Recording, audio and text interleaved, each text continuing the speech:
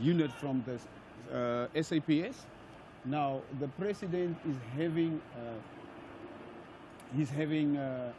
the military police as his escort, and the mounted unit is 18 horses plus the 2 that will be next to the president's motorcade. What is the significance of having 18 horses there? That one I cannot answer because it lies with the SAPS, yes, I understand. I understand, which is why earlier on I asked that to clarify those roles, which you've done very well, in actual fact, the role of the SAPS and the role of the SANDF. But as you have indicated, both departments working together to ensure that today become a success. As you can see there on your screen, right in front of the Cape Town City Hall, you can expect the big man to walk out of that car there, the Secretary to Parliament already standing and waiting. And right next to him will be the chairperson of the National Council of Provinces, Ms. Refilwe Tsipane. And next to Ms. Tsipane would be the Speaker of the National Assembly, Mr. Thoko Didiza. And there, the President of the Republic, Mr. Cyril Ramaphosa, walks out and goes around the car to fetch the First Lady, Dr. Motsipe, looking beautiful. They are walking in. They will be received by the Speaker of the National Assembly, the Chairperson of the National Council of Provinces, the Secretary to Parliament, and that will be receiving them as they arrive.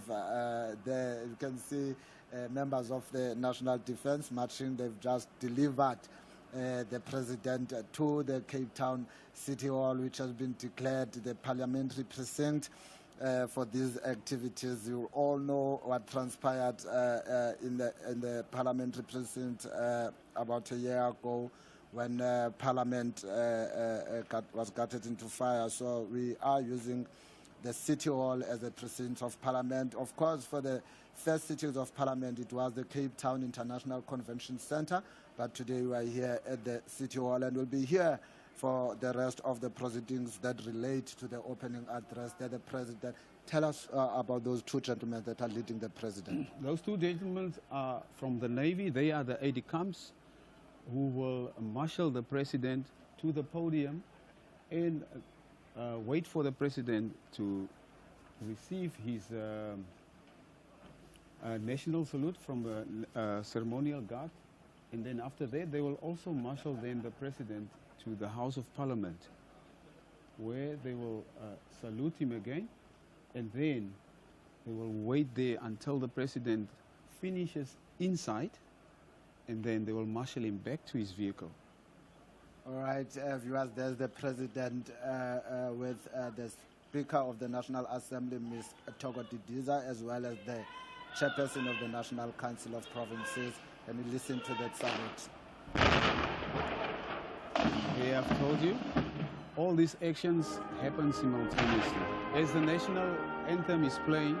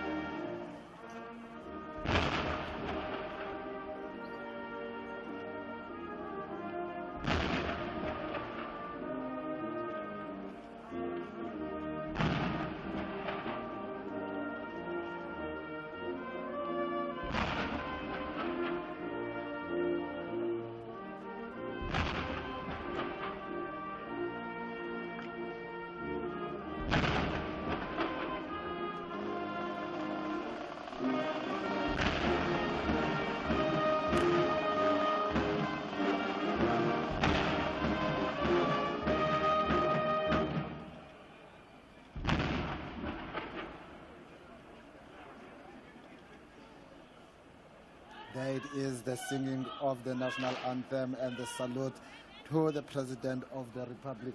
Colonel, I've always wondered what is being used there, because I could feel the studio was vibrating as those shots were going off. What is being used there? The guns that have been used there, we call them the G1 guns.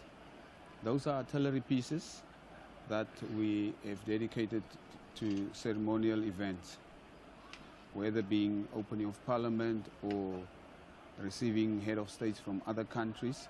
So we're using those guns. So there's nothing coming out there? No, there's nothing deadly that comes out of there. Because I could hear sounds like these strange sounds, the studio was vibrating. It's something that I hear every year, but I've always just wanted to know. I'm sure I'm not the only one. I'm sure the viewers at home had also wanted to know what is it. But thank you for explaining that. As you can see there on the screen, the salute is done. Now I take it that the salute is done now, Colonel? That's correct. The President has now received his salute from the guard, and the President has made his way into the House of Parliament, so the guard is going to withdraw. So everyone now that has been part of it, they're going to withdraw. Are they going back to their respective camps or military bases, or are they still going to be around the precinct? They are now done, so they are going now back to the Castle? To the castle, yes. All right, so we're 9 minutes away from the President delivering his State of the Nation address. You've seen the national salute, ceremonial guard saluting the President. We've heard the national ceremonial band playing Kosisikelela as the gun salute was happening, as we were indicating that these happen simultaneously. So what we can expect now are the processes inside of the National Assembly, wherein the Sergeant at Arms will then usher in. But we're also expecting to hear from Mbongi that we had here earlier on, as those members of the South African National Defence Force are withdrawing. They are now marching to the Castle of Good Hope, which is located just about a minute away from here. So it's not going to be a long march for them. Couldn't you have used another base where we'll see our soldiers maybe marching from Simonstown to Cape Town, so that we can know that we are safe, because as I was saying earlier, we don't see any wars happening, especially that involve our country.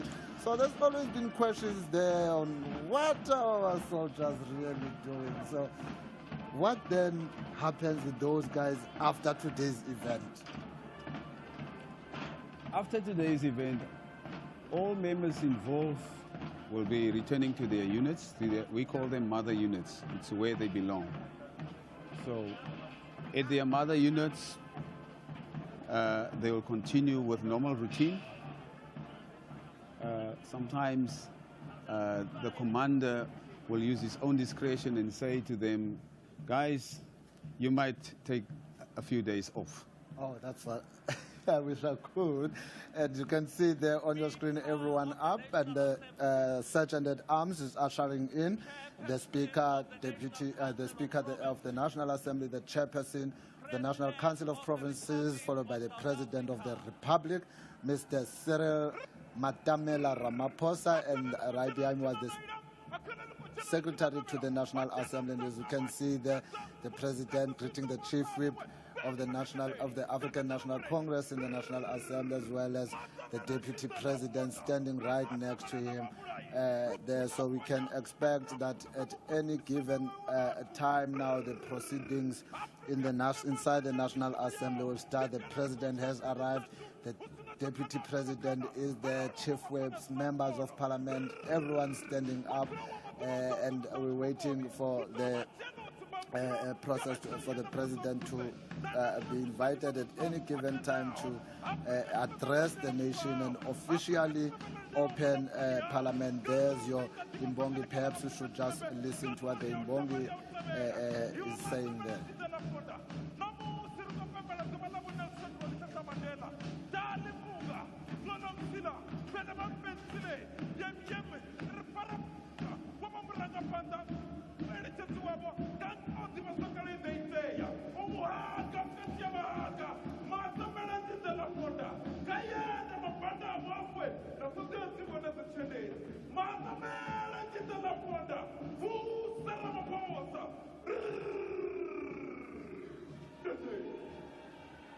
That is Lutendo Mugagadeli. He is an imbongi for this year's event.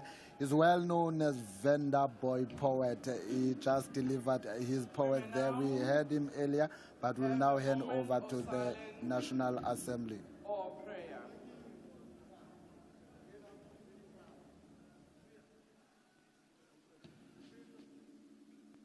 May we be seated.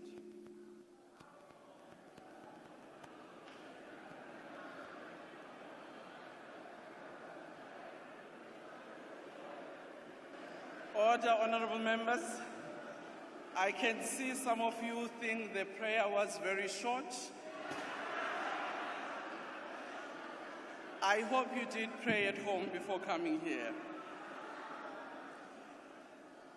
Honorable members, the President has called this joint sitting of the National Assembly and the National Council of Provinces in terms of Section 84, subsection 2D of the Constitution of the Republic of South Africa, read with Joint Rule 14 to deliver the opening of Parliament address.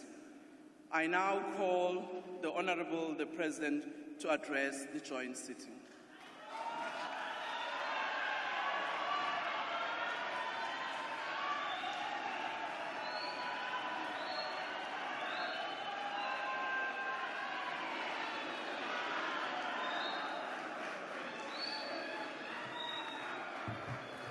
Thank you. Let's be seated, please.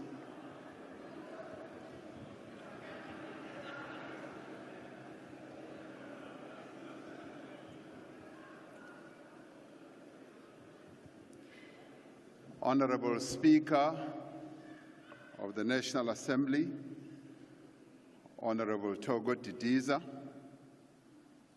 Chairperson of the National Council of Provinces, Honorable Refilwe Mtsweni-Tsipane,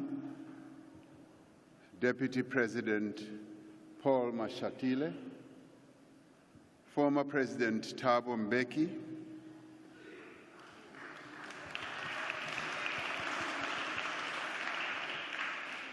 former Deputy President Baleka Mbete,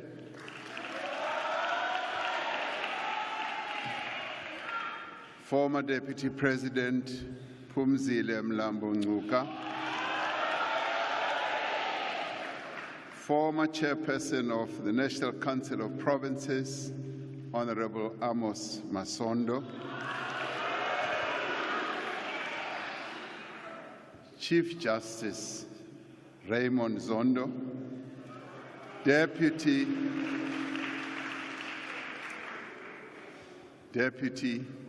Chief Justice Mandisa Maya, Executive Mayor of Cape Town, Mr. Gordon Lewis, the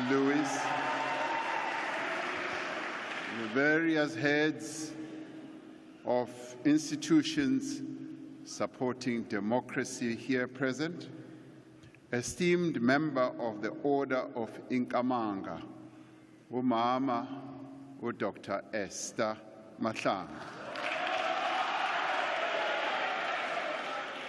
Distinguished guests and eminent persons, members of the Diplomatic Corps, honorable members of Parliament, and fellow South Africans.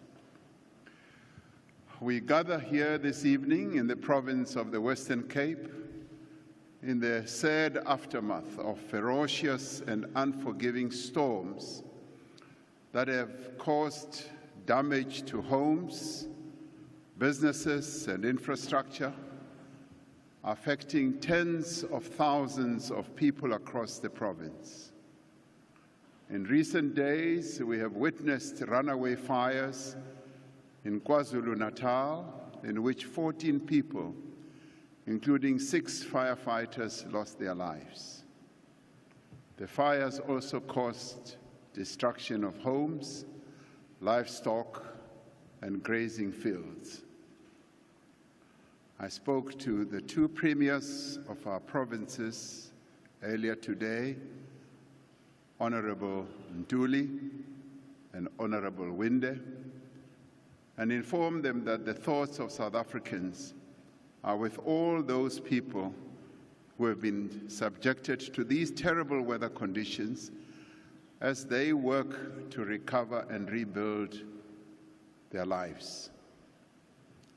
I have asked honorable members, the Speaker of the National Assembly and the Chairperson of the Council of Provinces to convene this joint sitting to formally open Parliament on a day that is full of meaning and significance in the lives of not only South Africans, but many people around the world.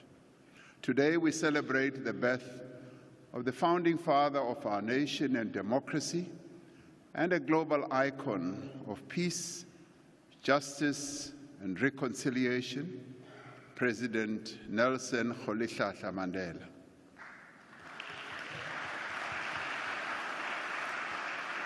Across our country and across the world, millions of people are marking this day with deeds of service and solidarity. Through their actions, they are giving life to a fundamental truth that we derive our humanity from the humanity of others. Umuntu ngumuntu ngabantu. Mutu kimutu gabantu. Mutu ndi mutu ngabantu. Munu imunu ibanu bangwane. We are reminded of this day that we have a responsibility to each other, and that our well-being and our happiness cannot be separated from those of our fellow citizens, men and women, not only of our country but of the world. We are reminded that as we strive to progress and to prosper, we have a responsibility to ensure that no one is left behind. We, South Africans, are a diverse nation, a nation with different histories, different beliefs, cultures, and languages. Yet we are one people, and we share a common destiny. It is this common destiny that the people of South Africa have charged this Parliament and this government to consolidate and advance their destiny. Exactly 50 days ago, the people of South Africa went to the polls to decide the future of our country. Ahead of the elections, they had expressed their concerns and their hopes, their wishes, as well as their expectations. Through their votes, they determined that the leaders of our country should set aside their political differences and come together as one to overcome the severe challenges that confront our nation. They sent a clear message that without unity, cooperation, and partnership, our efforts to end poverty, unemployment, and inequality will not succeed. Guided by this directive from the people of our country, political parties from across the political spectrum have elected to establish a government of national unity. In an act that is unprecedented in our democratic history, 10 political parties represented here in our Parliament have agreed to craft a common program to build a better, more equal, and more just South Africa. They have come together despite their differences and differences they have. They came together because they share a commitment to a nation that is united, prosperous, and inclusive.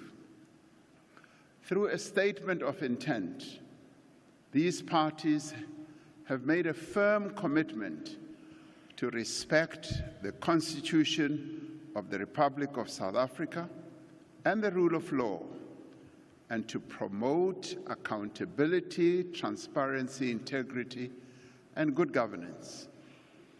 They have agreed to a minimum program as the foundation of the work of the Government of National Unity.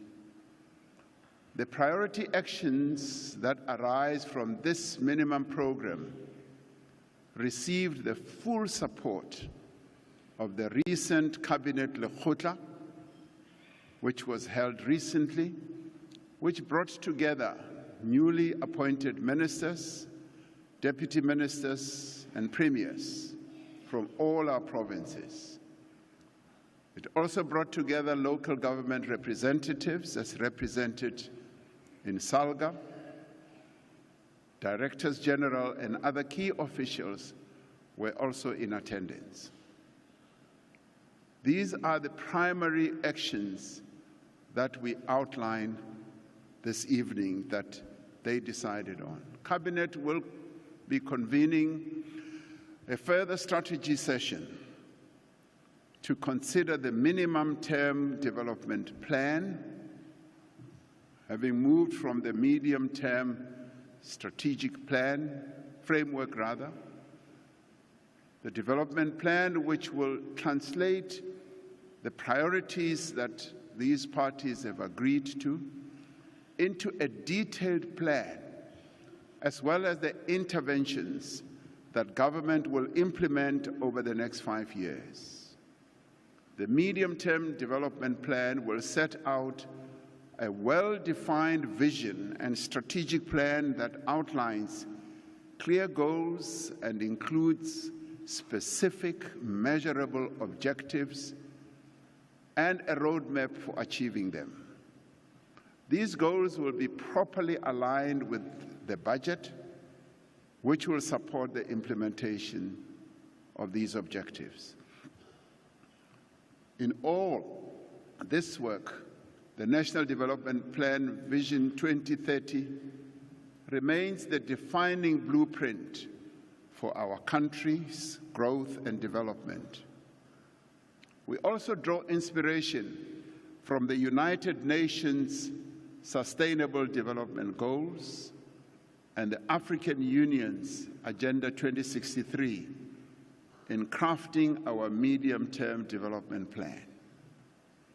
The Cabinet Lekgotla underscored the determination of all members of the Government of National Unity to work together to advance the interests of all South Africans, without pursuing and promoting party political interests.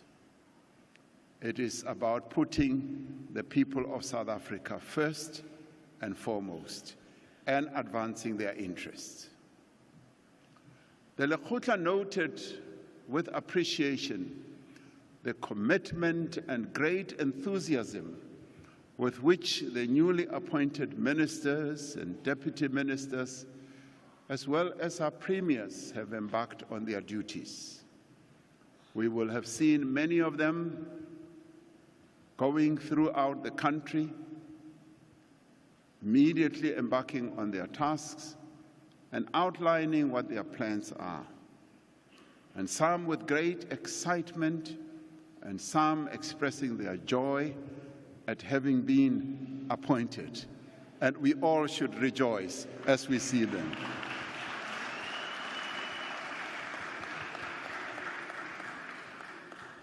Honorable members,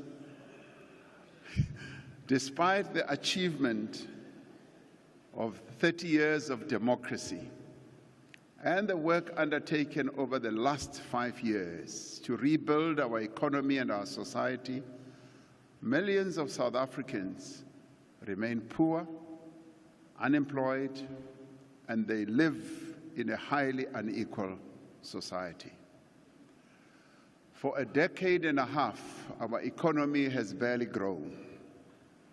The circumstances of the people of South Africa today requires that we act together as the government of national unity, as well as all key role players in our country, and that we act with urgency, boldly and decisively. The government of national unity has resolved to dedicate the next 5 years to actions that will advance 3 strategic priorities. Firstly, to drive inclusive growth and job creation. Secondly, to reduce poverty and tackle the high cost of living. And thirdly, to build a capable, ethical, and developmental state. We have decided to place inclusive economic growth at the center of the work of the Government of National Unity and at the top of our national agenda. Our experience over the past 30 years has shown that when our economy grows, jobs are created. When our economy contracts, there is no job creation, and in fact, some jobs are lost. The Government of National Unity will pursue every action that contributes to sustainable, rapid economic growth and remove every obstacle that stands in the way of growth. We are determined that growth must be inclusive and that growth must also be transformational. Inclusive growth must drive the redistribution of wealth as well as opportunity. It must support the empowerment of Black South Africans and women and all those who in the past had been relegated to the fringes of our nation's economy. This is part of the constitutional imperative to redress the imbalances of the past and deal with the slow process of development. Through empowerment and transformation, we can ensure that the skills, the capabilities, resources, and energies of all South Africans are used to the greatest effect. We will continue to pursue the programs that encourage broad-based Black economic empowerment, employment equity, and support to small and medium-sized enterprises. We will continue to protect and uphold the rights of workers and continually strive to improve the conditions in which they work and live. Inclusive growth demands that we affirm the position of the women of our country and the young people in the economy of our country.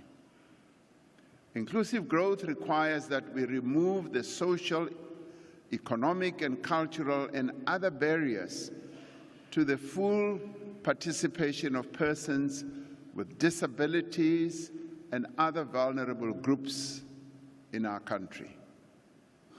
We will support the growth of rural enterprises and invest in public infrastructure in underserviced areas across our land. We will increase funding to land reform, prioritize the transfer of state land, and improve post-settlement support by strengthening the institutional capacity of responsible structures. To achieve rapid, inclusive growth, we will need to fix our struggling municipalities. Growth happens at a local level where our people live and work.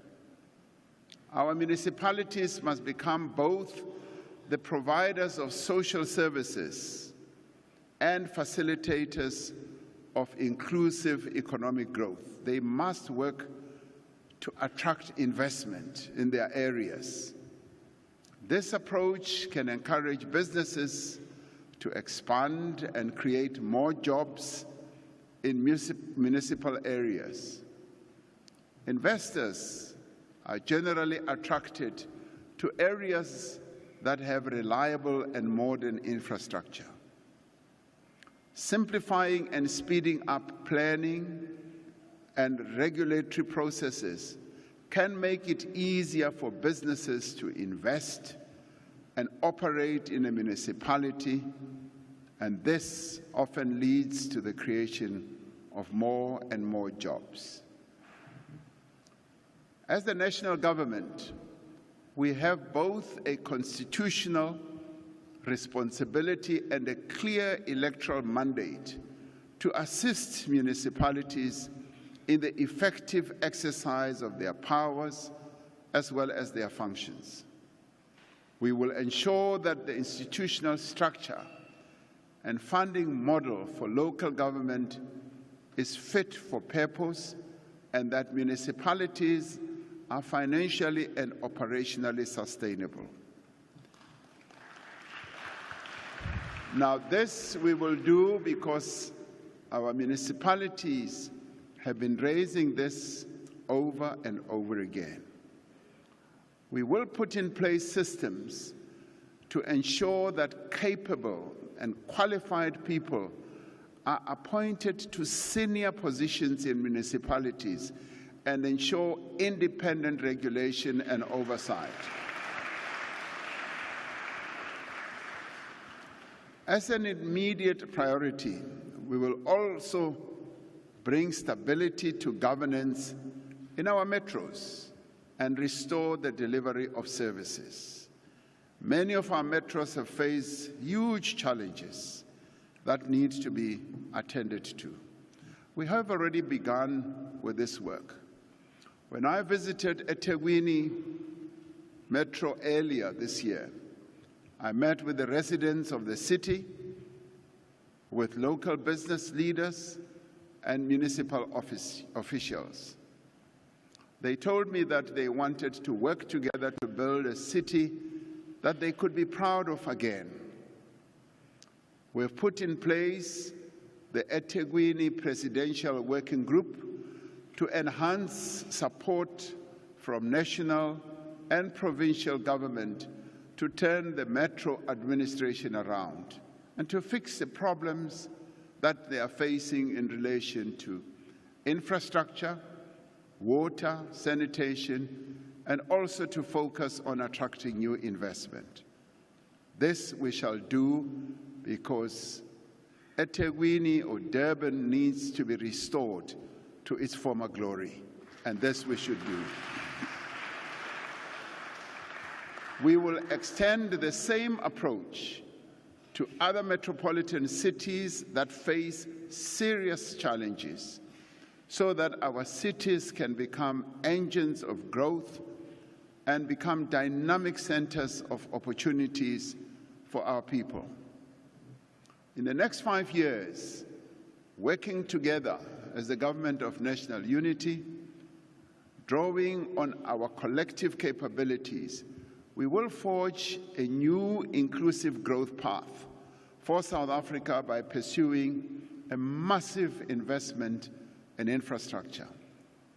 Significant projects are already underway around the country in areas such as transport, roads, water in the form of building dams, energy, and human settlements. We will massively increase the scale of investments in infrastructure through a more holistic and integrated approach, positioning Infrastructure South Africa as a central institution of coordination and planning. We are continuing to simplify the regulations on public-private partnerships. This process had stalled for a number of years, and we are now earnest and focused in simplifying this very way of engendering good infrastructure investment to enable greater investment in both social and economic infrastructure development. From our largest metros to our deepest rural areas, we have a clear intention to turn our country into a construction site.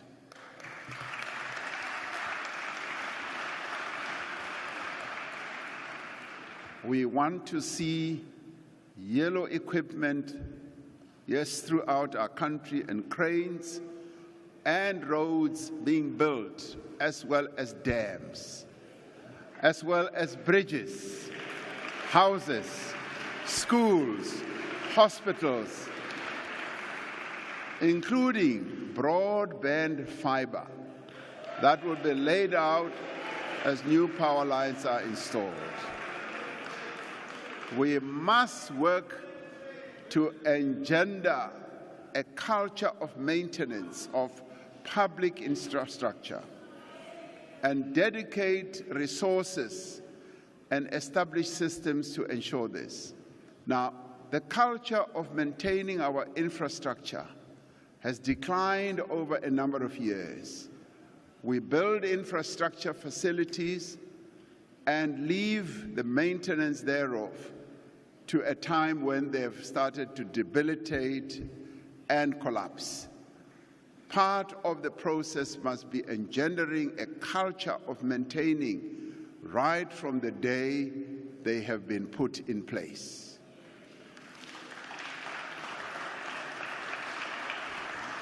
Now, as the Government of National Unity, we are resolved to intensify our investment drive, encouraging and enabling businesses to invest in productive capacity.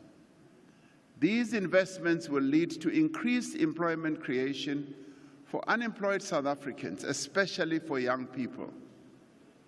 We will drive growth in labor-intensive sectors such as services, as it is happening now, and agriculture, which has a great potential to create jobs.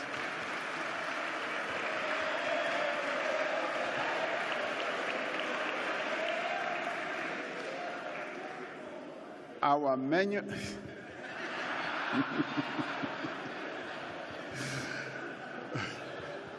yes, agriculture.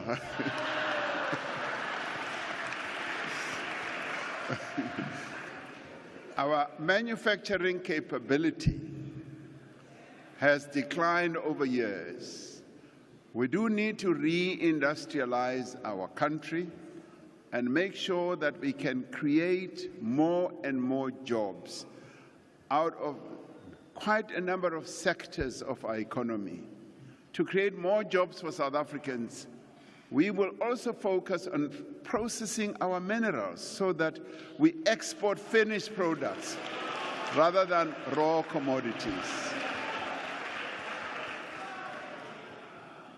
It is actually quite sad to see us continuing to ship out rock, soil, and dust out of the ports of our country, and yet we can process a number of these minerals and ensure that we export processed products, finished products. That is what we will be focusing on. We will pursue a smart industrial policy that focuses on the competitiveness of our economy and that incentivizes businesses to expand our exports and to create jobs. We will continue to work with stakeholders to develop and implement master plans to grow important industries, to increase investment, to create jobs and foster transformation. Now, we will also review the various master plans that we have to see whether they're becoming as effective as we had envisaged. We are convinced that small, medium enterprises and the informal sector hold the greatest potential for inclusive growth and job creation. We will pay particular attention to supporting small and medium-sized enterprises in our townships, in our rural areas, and in areas that need focus. We will take economic activity to where most of our people live so that more and more jobs can be created. Red tape debilitates the creation of jobs. Every department and every public entity has been directed to reduce the undue regulatory burdens that hold back businesses from creating jobs. And this is an area that our ministers will focus on in the areas of their work, so that the various entities and the various structures of government ensure that the regulatory burden that we often impose on businesses must be eliminated so that our businesses can thrive and be profitable and create more jobs. We have demonstrated the value of public and social employment in creating immediate work and livelihood opportunities for many of our people.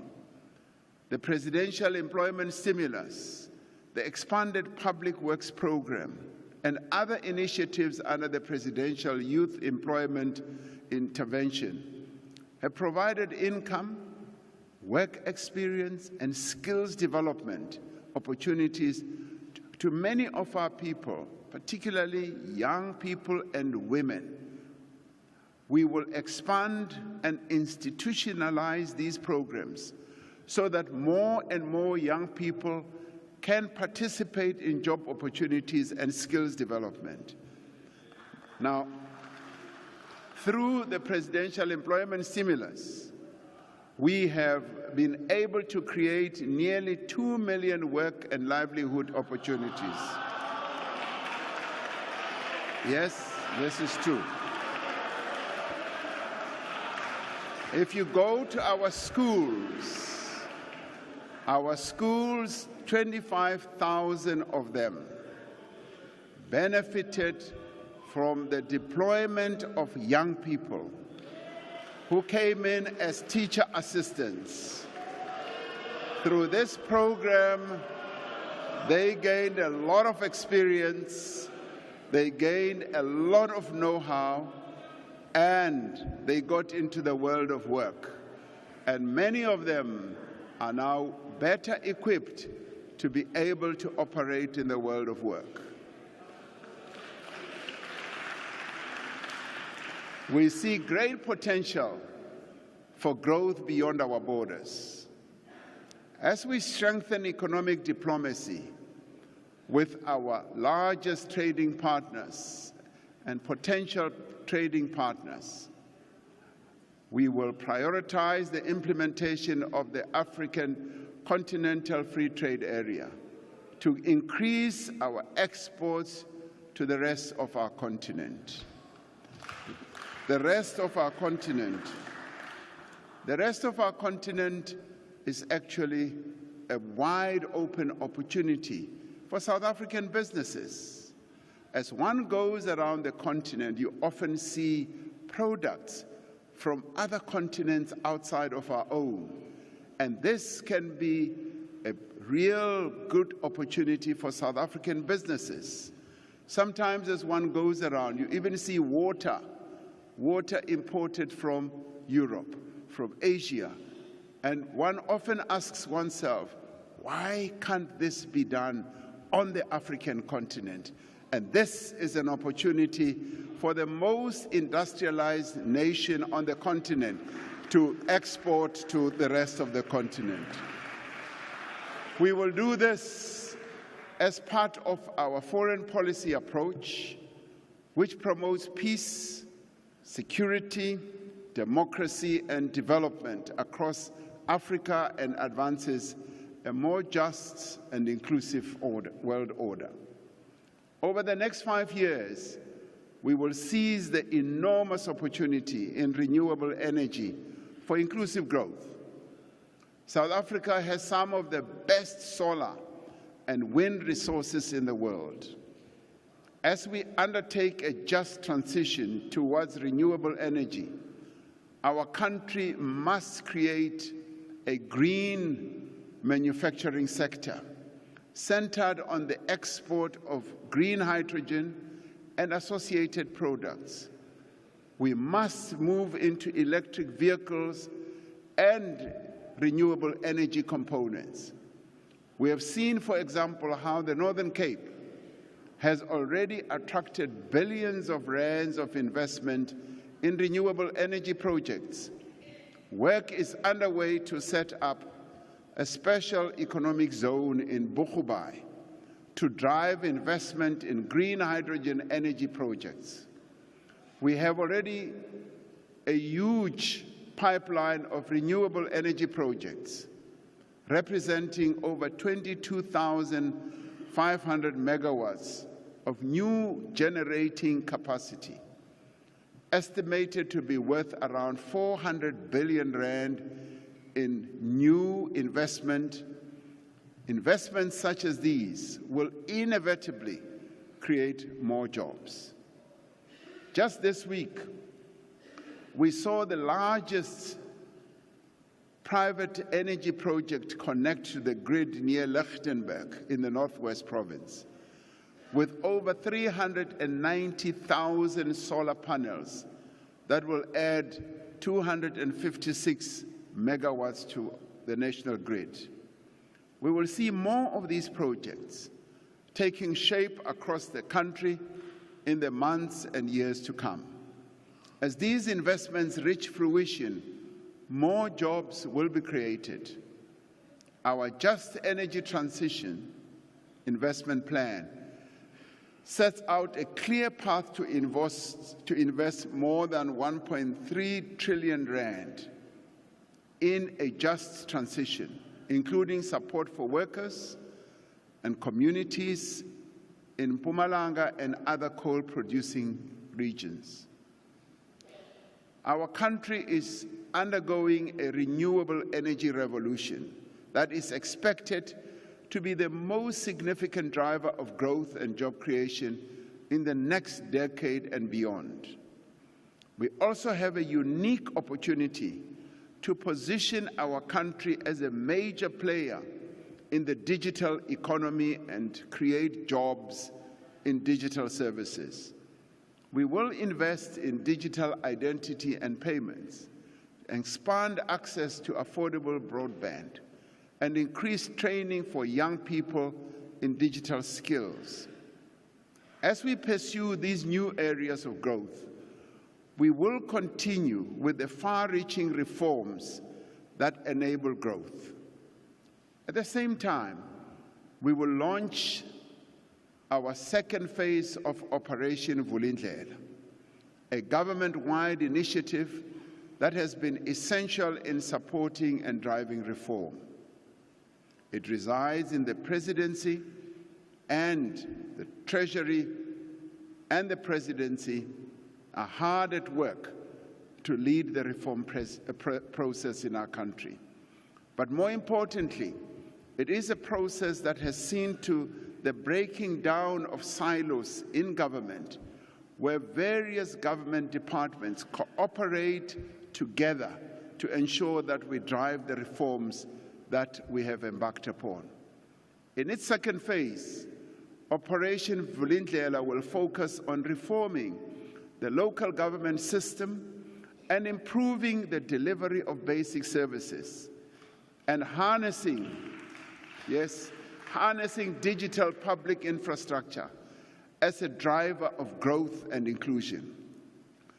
It will also focus on accelerating the release of public land for social housing and redirecting our housing policy to enable people to find affordable homes in areas of their choice. We will complete the most consequential transformation of South Africa's electricity industry in more than a century.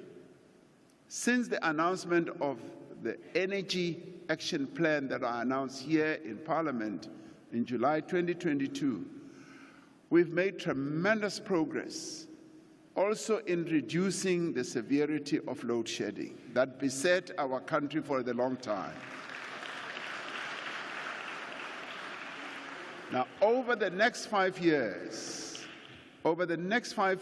government will focus on expanding and strengthening the transmission network, the electricity transmission network that needs a great deal of expansion, but that also requires quite a lot of investment. To drive inclusive growth, we need an efficient freight rail network to carry our minerals, our agricultural produce, and manufactured goods to market.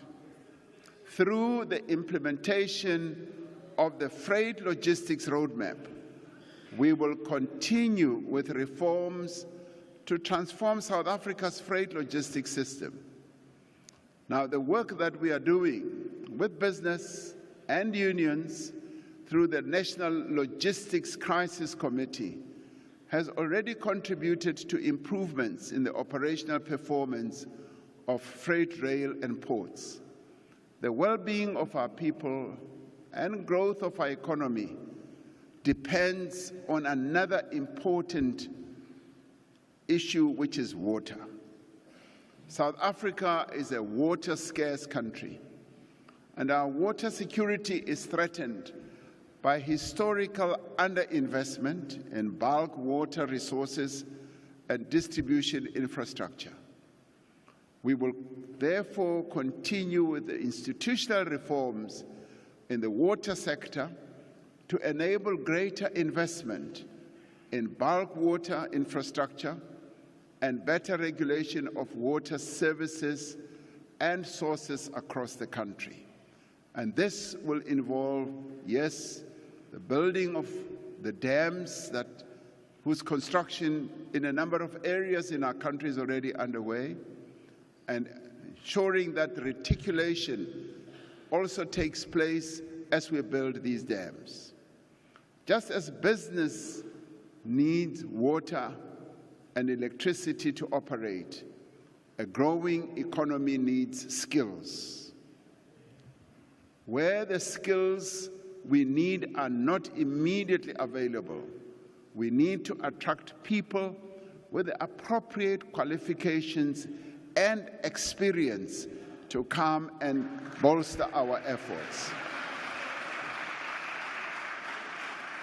Now, in doing this, we will continue with the visa reforms that we introduced in the last few years to attract skills, but more importantly, to also attract investment, and also with a view of growing our tourism sector that is so important. And we will continue to pursue a macroeconomic policy that supports growth and development in a stable and sustainable manner. Like many other countries, we have had to borrow money to support our budgetary requirements. We will manage public finances with a view to stabilizing debt. We are firmly committed, to steadily reducing the cost of servicing our debt so that we can redirect funds towards other critical social and economic needs.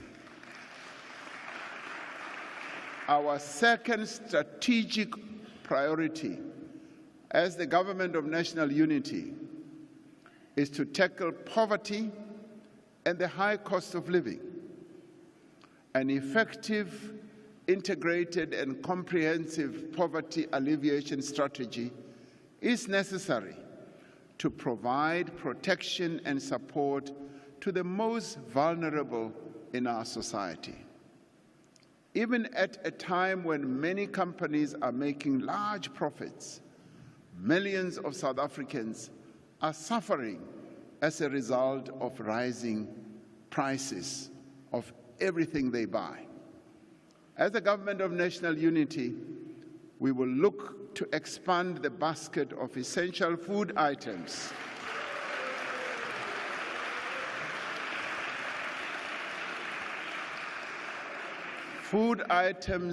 exempt from VAT, and undertake a comprehensive review of administered prices, including, yes, the fuel price formula, to identify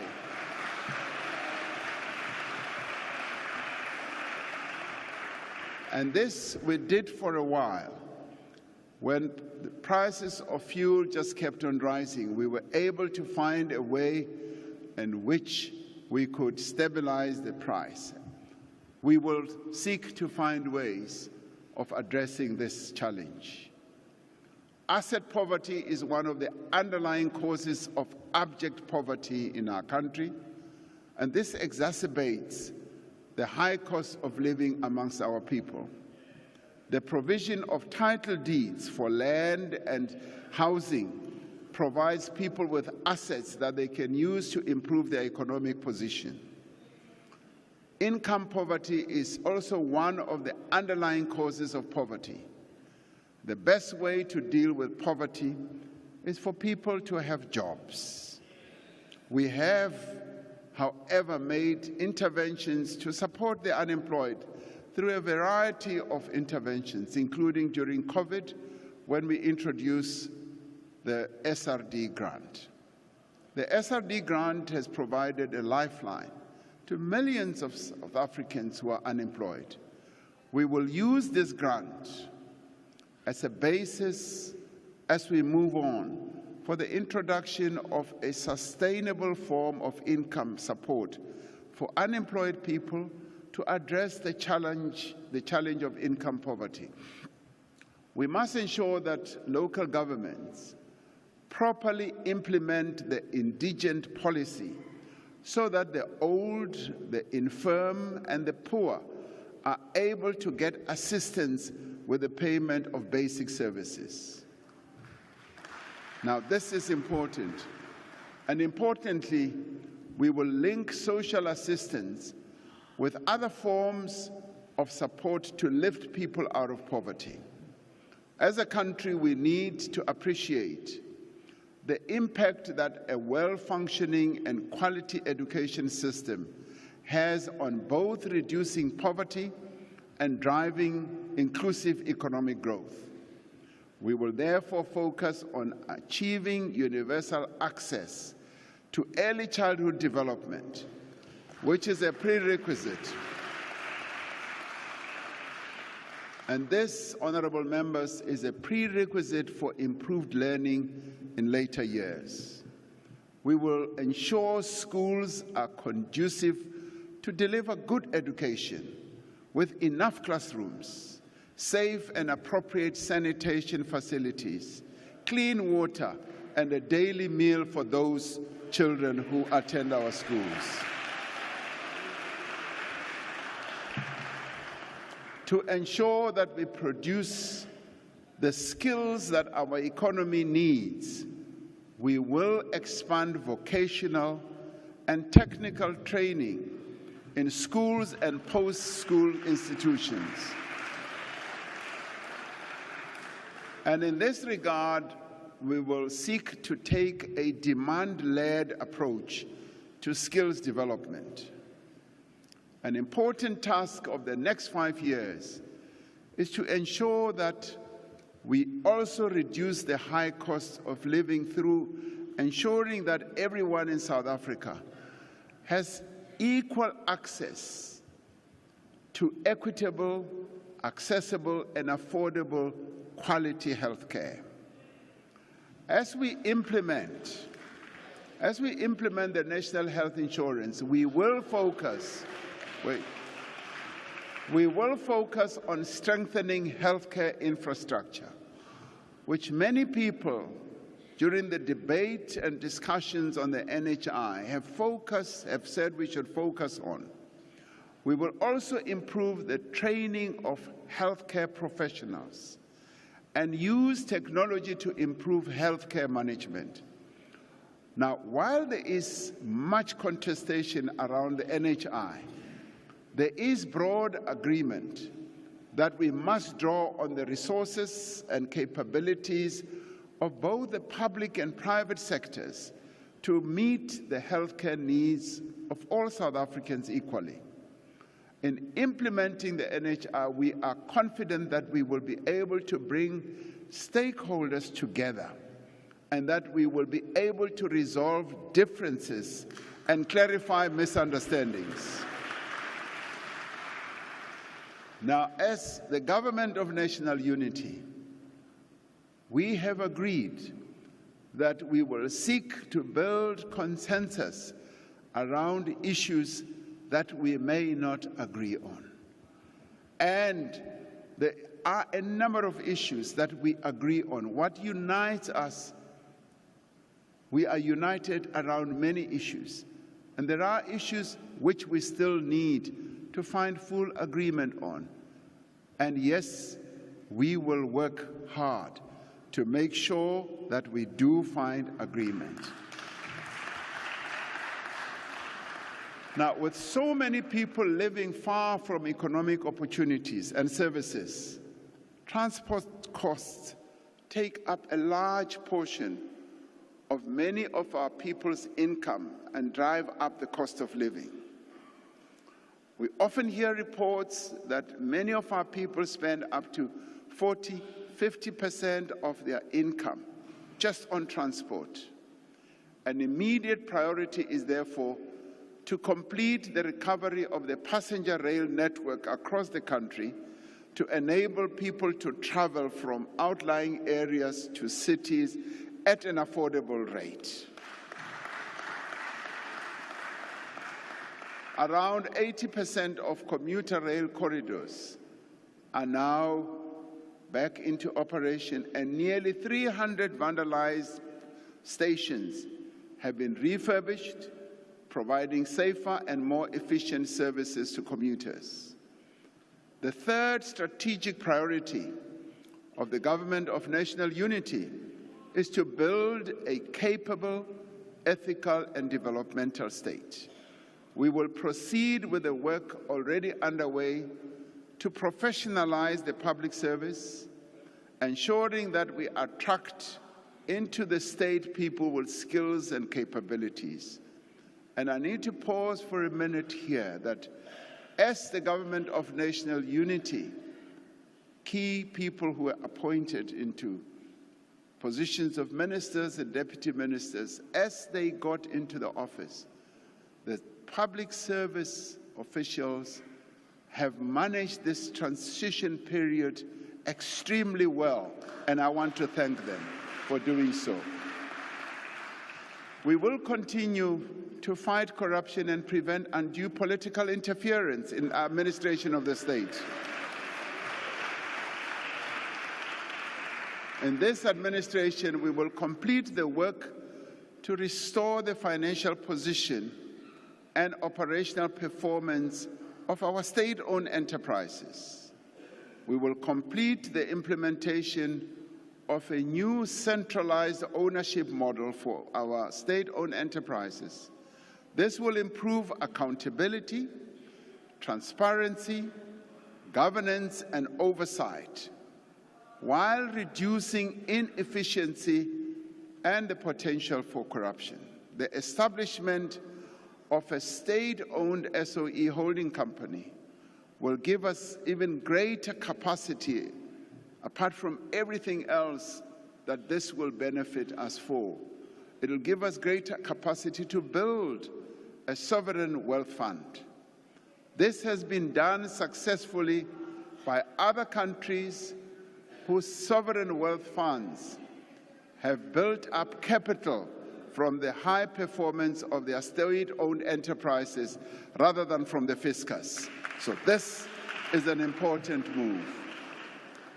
Now, to tackle crime and corruption, we must have capable, sophisticated, and independent law enforcement agencies that can fight complex and organized crime.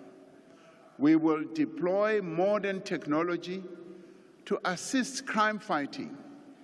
A data-driven approach will be used to identify violent crime hotspots and inform the allocation of policing resources alongside prevention measures. We will continue to tackle priority crimes like illegal mining, gang violence, cash-in-transit heists, and the construction mafia through specialized police units.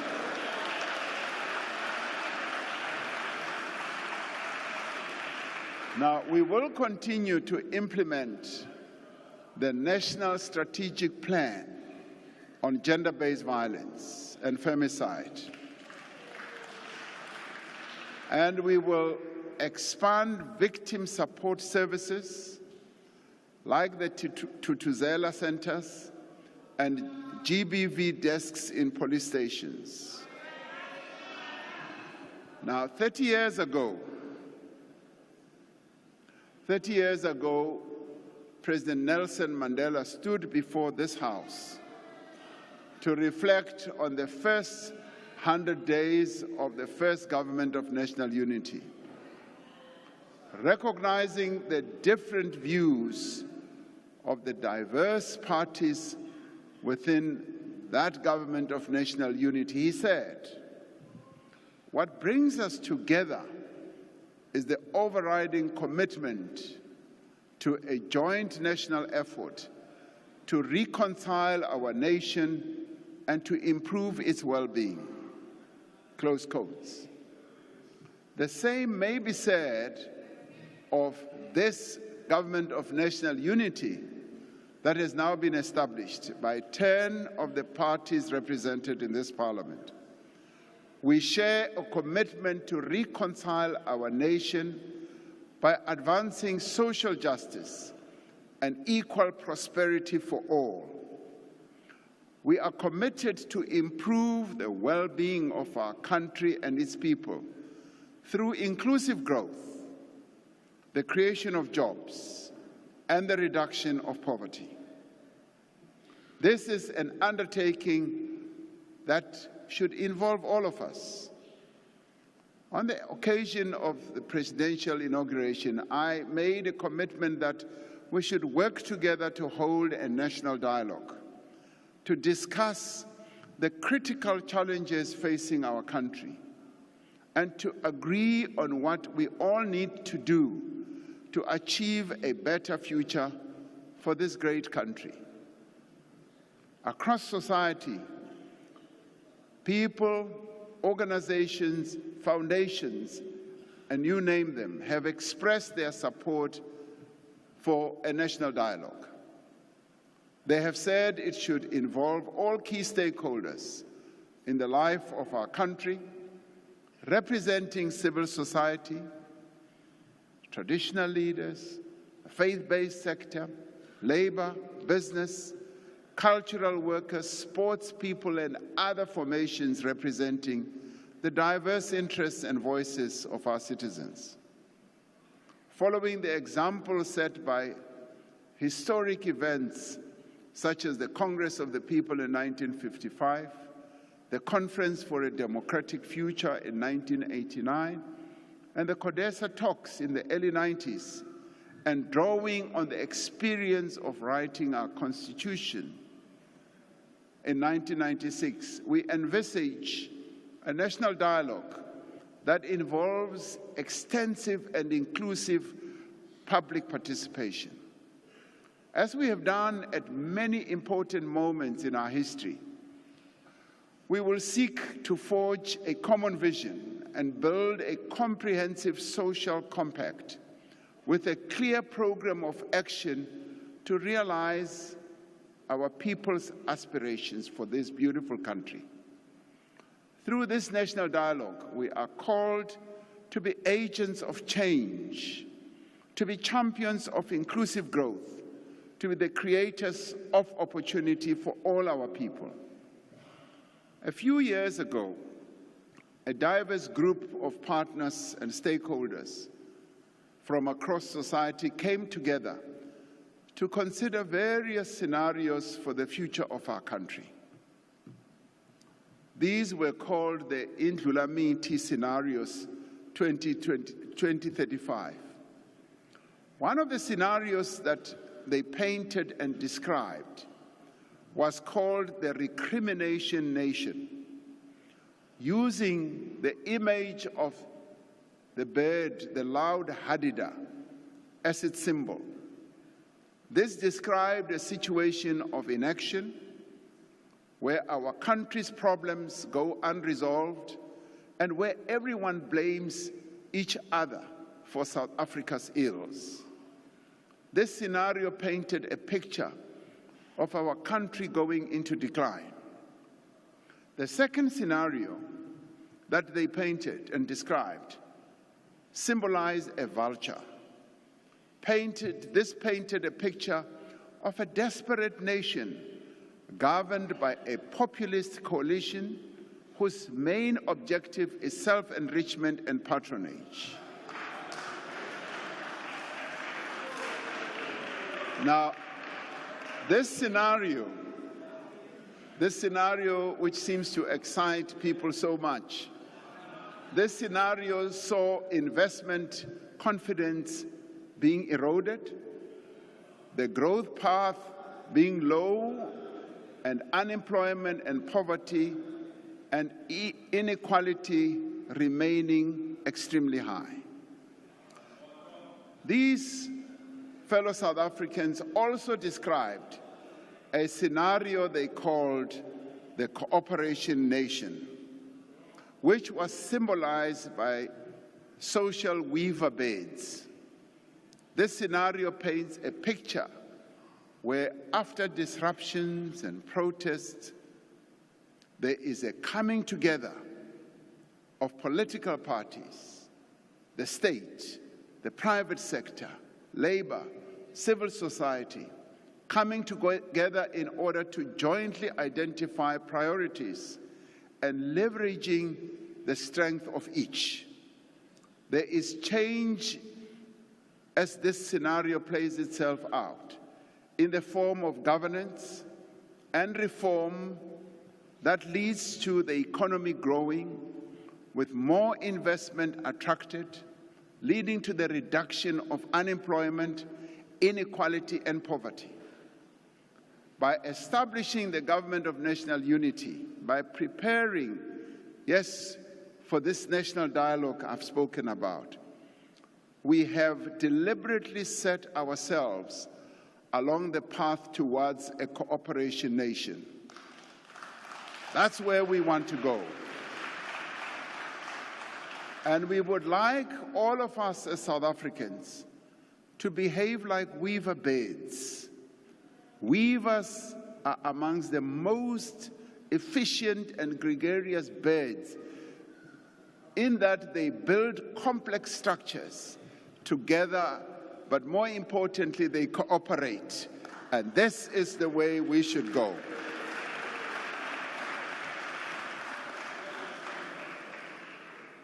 Despite all the challenges, despite our differences, despite all the headwinds that we have faced, as South Africans, we are called upon to remain firmly committed to pursue the path of cooperation, of growth and inclusion.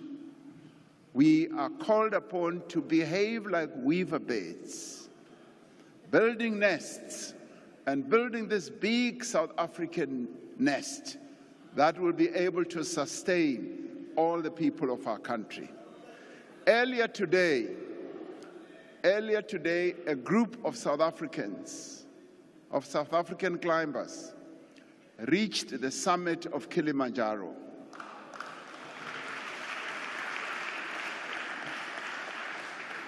Now, as we know, this is the highest peak on our beloved continent. They did so in honor of the birth of the father of our nation, Nelson Mandela, and to celebrate the 30th anniversary of our freedom.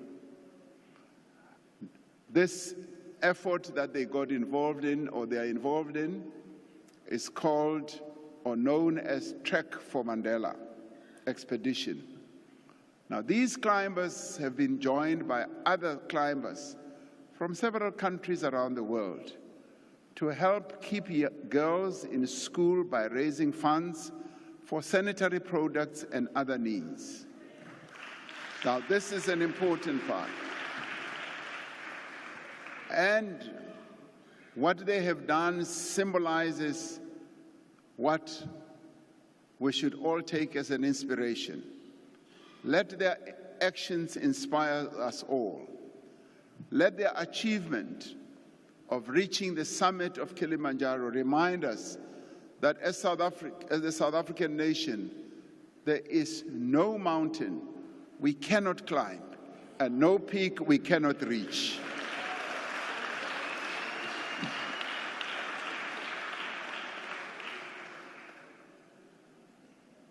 One remembers what Nelson Mandela wrote in his long walk to freedom, when he said he had walked and he had had a long walk and he had climbed a number of hills and he reached this top hill and surveyed the beauty of our country and said he should not tarry too long because there are many more hills to climb. As South Africans, we can summit many hills if we work together and we rise together.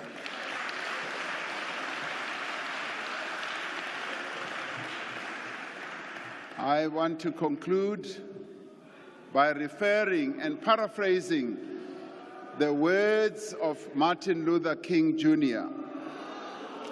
when he said, "Let us rise up tonight with greater readiness. Let us stand with a greater determination, and let us move on in these powerful days, these days of challenge, to make South Africa what it ought to be. We have a great opportunity to make this country a better nation.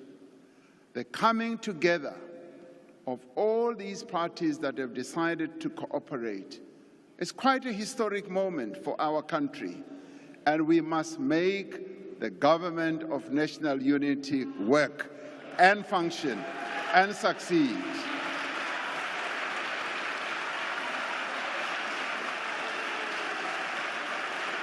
I am determined, and I've been grateful in talking to all the leaders of these 9 parties. I've been grateful that all of them have, with one voice, said, "Mr. President, we want this GNU to work, and we shall make it work." Thank you very much. May God bless South Africa.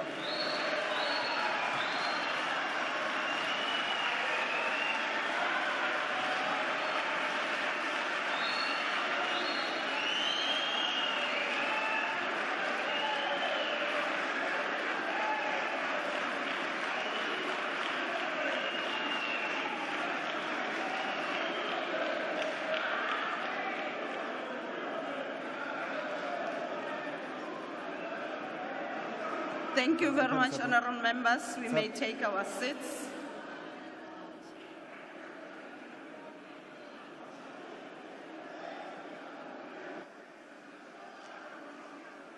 Order, honourable members.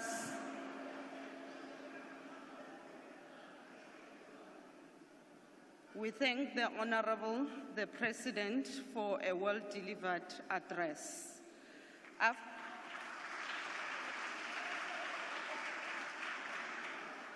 After we have adjourned this joint sitting, members should rise and remain at their places until the procession has left the chamber.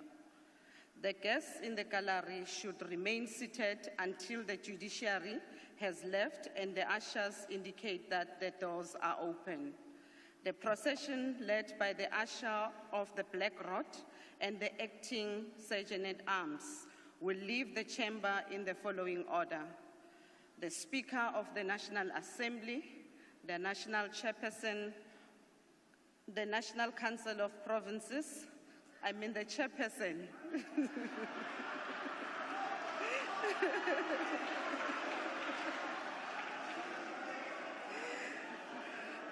The President, the Deputy Speaker of the National Assembly, the Deputy Chairperson of the National Council of Provinces, the Deputy President, the Secretary of Parliament.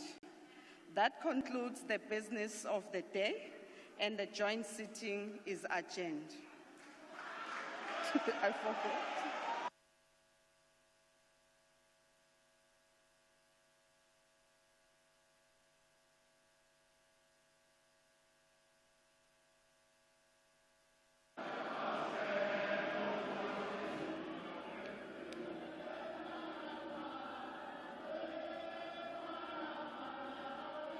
That marks the end of the opening of Parliament address delivered by the President, where he highlighted the administration's comprehensive plans on long-term vision for the upcoming 5-year term. Of course, we saw a standing ovation after the President delivered his address, and as you can see on your screens right now, engagement and pleasantries obviously now, because the President is leaving the precinct.